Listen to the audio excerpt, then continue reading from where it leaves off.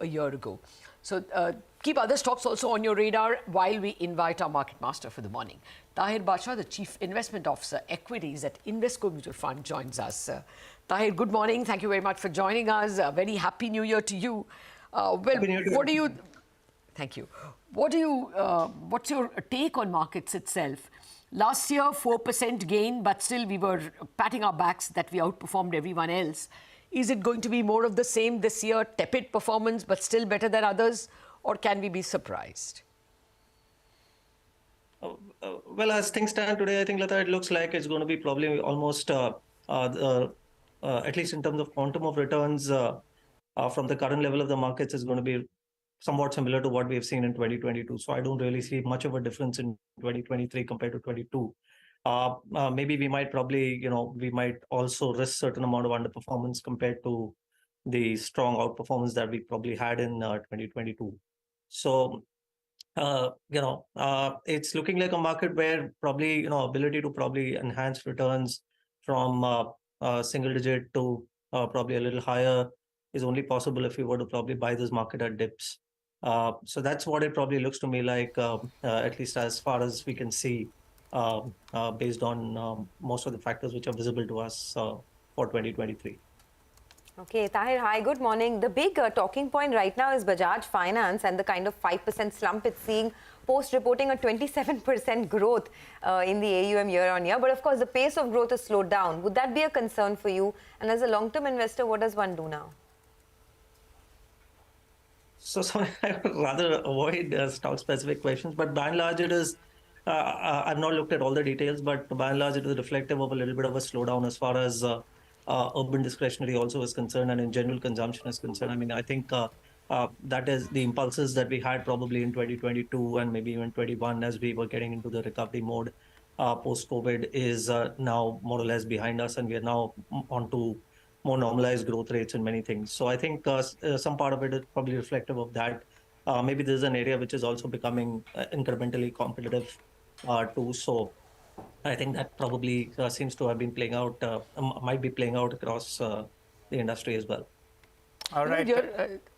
Just to continue that theme, Nigel, I'm really sorry. No worries. There were others also who told us this pent-up demand has now become spent demand. So is that a theme that you will chase, that the urban consumer discretionary spending, which was so good in 2022, is over and done with? Will that guide your stock picking of discretionaries like maybe autos, realty, etc.? Yes, it is. I mean, we are cognizant of the fact that this is clearly there are tangible signs of slowdown and increased competitive activity, and many of the stocks within the sector, or in fact, probably the whole of the consumer discretionary space, a bulk of it is actually right now premised on the margin recovery story for 2023. And that also does not, I mean, we don't really want to take it on face value because, we don't really have a great handle in terms of where commodity prices are going to be headed in 2023. And even if it were to probably relent a little bit for the benefit of these companies, they might have to probably expend it in a slowing demand environment and to match up with competition. So I think it's not a very clear-cut picture as far as consumption is concerned. Much of it is, as of now, being predicated on a possible rural recovery. And so if let's see if the baton passes on from the urban consumer to the rural consumer, but even there, many other factors are still more, probable rather than possible. Okay. All right. Hi, Tahir. Good morning. Tahir, what about the insurance space? We briefly spoke about it the last time we chatted a couple of months ago. It's been a bit of an underperformer, actually. The sector on the whole, though it's underpenetrated. Then the last couple of weeks, there is some traction that's coming about. Case in point being an HDFC Life. I mean, it's not done much. Maybe one of the stocks are still trading at pre-COVID levels on a valuation parameter. Your sense on the space?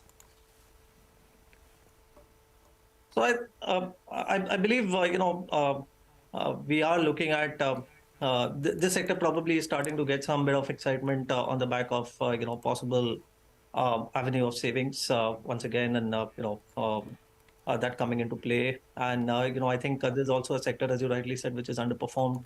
Many of the stocks in this sector have trended down as far as the valuations are concerned. So relatively better, and we've seen them somewhat underperform even compared to the other to the general banking space. So I think that's probably starting to see some kind of that's probably leading to some kind of attraction as far as this sector is concerned. Okay, I wanted your thoughts on what's happening with the auto sector, because it's very sort of diverse, the moves that we are seeing here, and it's not even conclusive. I mean, pockets like two-wheelers have seen no recovery at all. In the cars space also, it's just the premium segment that's doing well. Commercial vehicles are recovering, but in pockets. So what do you do here? Do you avoid this space entirely? Do you find some areas? Do you like EVs, auto ancillaries?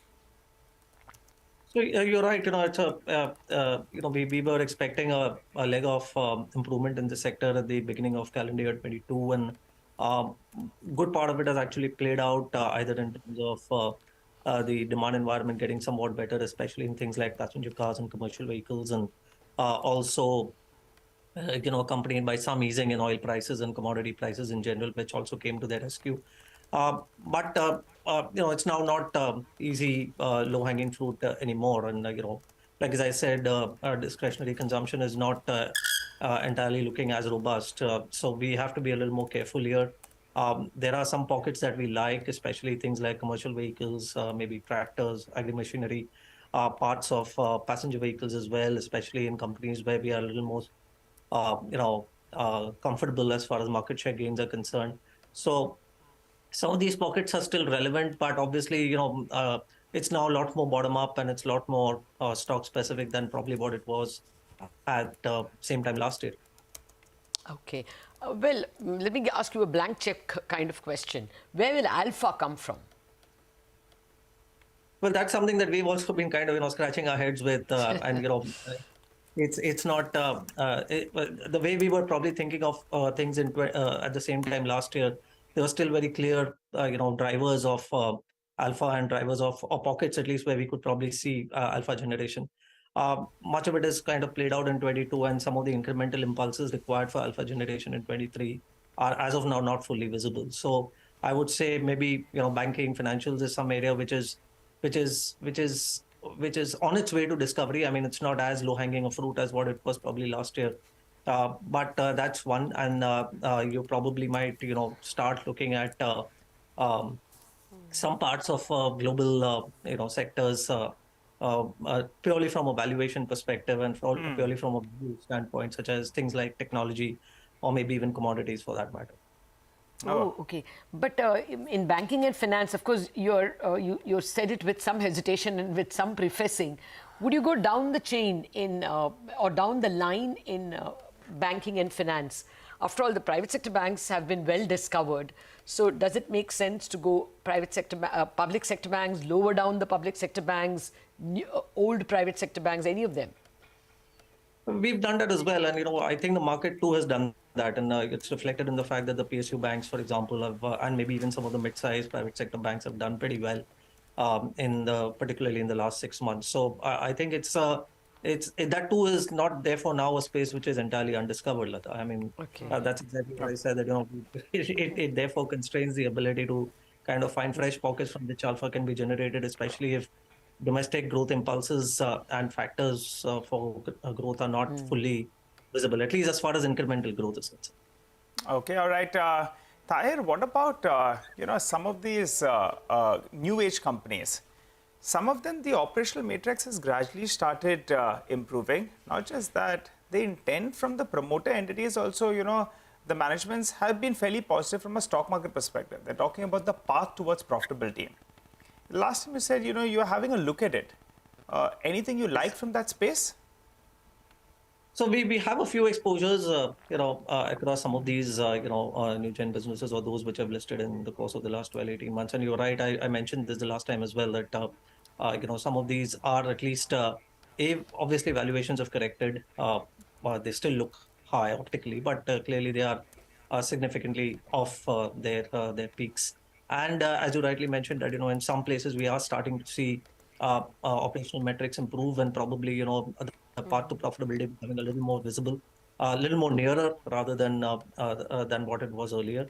So I think it gives some confidence. So we are basically looking at companies where we think balance sheets can support growth. A fact that they have a reasonably large TAM, and if at all they are companies which can continue to maintain leadership characteristics in or their competitive market advantage that they started off with, at least for the next foreseeable future, then I think those are some of pockets that we have preferred in this space.